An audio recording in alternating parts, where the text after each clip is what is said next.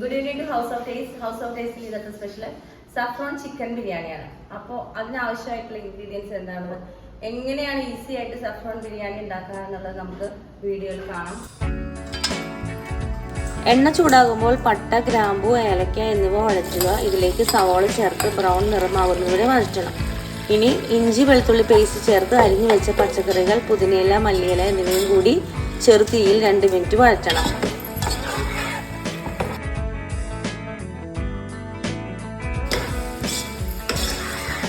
അതിനുശേഷം മല്ലിപ്പൊടി, മുളക് പൊടി, ഉപ്പ് എന്നിവ ചേർത്ത് വീണ്ടും വഴറ്റുക. ഇതിലേക്ക് തക്കാളിയും പച്ചമുളകും ചേർത്ത് ചെറുതീയിൽ 15 മിനിറ്റ് അടച്ചു വേവിക്കുക. ഈ പച്ചക്കറി കൂട്ടിലേക്ക് തൈരും ഗരം മസാലയും ചേർത്ത് 2 മിനിറ്റ് കൂടി വഴറ്റണം. ഒരു പാത്രത്തിൽ പാകത്തിന് വെള്ളം തിളപ്പിച്ച് അതിലേക്ക് 2 ടേബിൾ സ്പൂൺ ഉപ്പും 1 ടേബിൾ സ്പൂൺ എണ്ണയും ചേർക്കുക. ഇതിലേക്ക് അരിയിട്ട് 8 മിനിറ്റ് വേവിക്കുക. 1/4 വേവാകുമ്പോൾ അരി വേവിച്ചത് മാറ്റി വെക്കുക.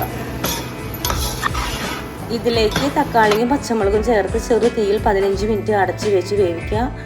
കഴുകി വെച്ചിരിക്കുന്ന ഇറച്ചി, ചിക്കൻ്റെ കഷ്ണങ്ങൾ ഈ പച്ചക്കറി കൂട്ടിലേക്ക് ചേർക്കുക. തൈരും ഗരം മസാലയും ചേർത്ത് വഴറ്റി കുറച്ച് നേരം ഒരു 10 മിനിറ്റ് വേവിക്കാനായിട്ട് വെക്കുക.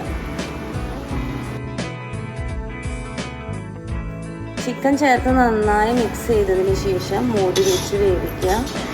10 മിനിറ്റ് കഴിയുമ്പോൾ നമുക്ക് അതിനകത്തോട്ട് വേവിച്ച് മാറ്റി വെച്ചിരിക്കുന്ന ചോറ് ആഡ് ചെയ്യാവുന്നതാണ്.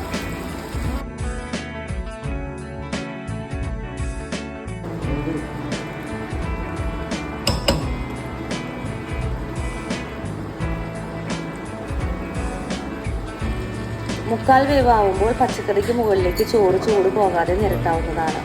ഇതിന് മുകളിൽ നെയ്യും കുങ്കുമപ്പൂവ് പാലിൽ കുതിർത്തി വെച്ചത് കൂടി ഒഴിച്ച് പാത്രം നന്നായി അടച്ചു വെച്ച് ചെറുതീയിൽ 15 മിനിറ്റ് വീണ്ടും വേവിക്കുക.